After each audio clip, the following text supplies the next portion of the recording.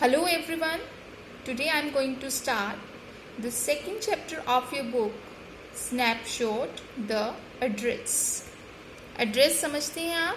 किसी का भी एड्रेस हो, पता हो, ये रेजिडेंशियल एड्रेस की बात हो रही है जहाँ पर वो रहते हैं। और इस स्टोरी में इस एड्रेस से रिलेटेड ही एक छोटी सी कहानी है एक लड़की की। A girl who goes to someone's house in search of her mother's belongings. उसकी माताजी जो हैं वो हॉलैंड में एक वॉर जो हुई थी उसके दौरान जो है उनकी डेथ हो गई उसके बाद, और वो अपनी माताजी की कुछ पुरानी यादों की जो सामान था उनकी यादों से जुड़ा हुआ था उसे लेने करके किसी के घर जाती है। तो whether she finds that or whether she takes that away all those things with her or not, we will find in the story कि वो उन सब चीज़ों को ले पाती है या नहीं और लेकर वापस जा पाती है या नहीं, हम इस स्टोरी में रीड करेंगे। So let's start the story.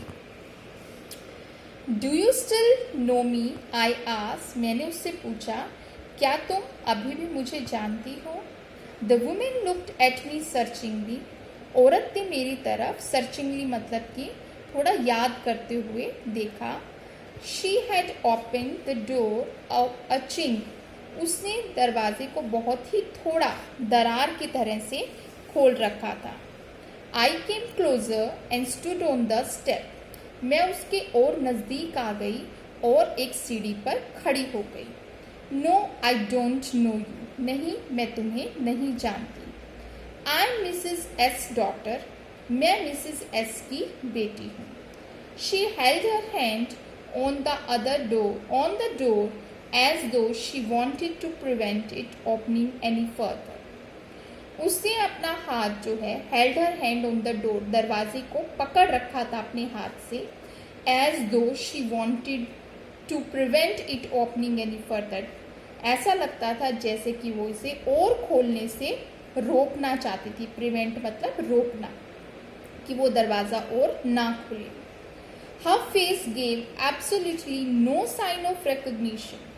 उसके चेहरे पर कोई भी चिन्ह नहीं था कि वो मुझे जानती हो। जान पहचान का कोई चिन्ह नज़र नहीं आ रहा था। She kept staring at me in silence. वो बिल्कुल चुपचाप, स्टेयरिंग मतलब मुझे घूर रही थी, एकटक देख रही थी।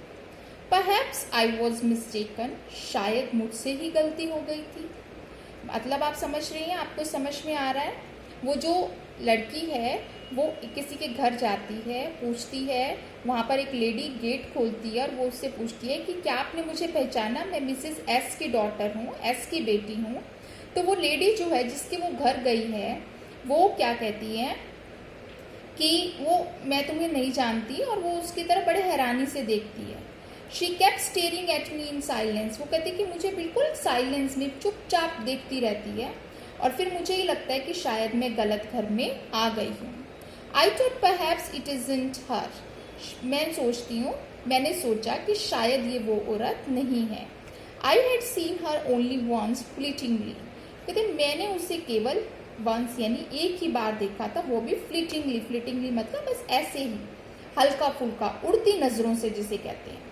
And that was years ago, ये भी बहुत साल पहले की बात है।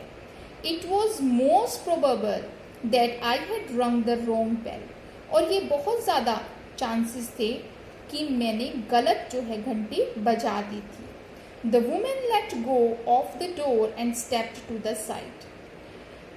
औरत ने वो दरवाज़ा ऐसे ही जाने दिया और स्टेप टू द साइड, वो वहाँ पर साइड में चली गई। She was wearing my mother's green knitted cardigan. वो मेरी माताजी का हरे रंग का बुना हुआ कार्डिगन डाले हुए थी। The wooden buttons were rather pale from washing. अब उसके ऊपर जो लकड़ी के बटन लगे हुए थे वो थोड़े पीले पड़ गए थे, वॉशिंग यानी धुलने से। She saw that I was looking at the cardigan. उसने देखा कि मैं कार्डिगन की तरफ देख रही थी। And half hid herself again behind the door. और उसने फिर से अपने आप को आधा, हिड मतलब छिपाना, अपने आप को आधा दरवाजे के पीछे छिपा लिया। But I knew now that I was right, परंतु अब मैं जानती थी कि मैं बिल्कुल सही थी, वो एड्रेस जो था जहाँ मैं आई थी वो बिल्कुल सही था। सो बेटा, in this video we will read the chapter up to here. We'll continue the reading in the next videos.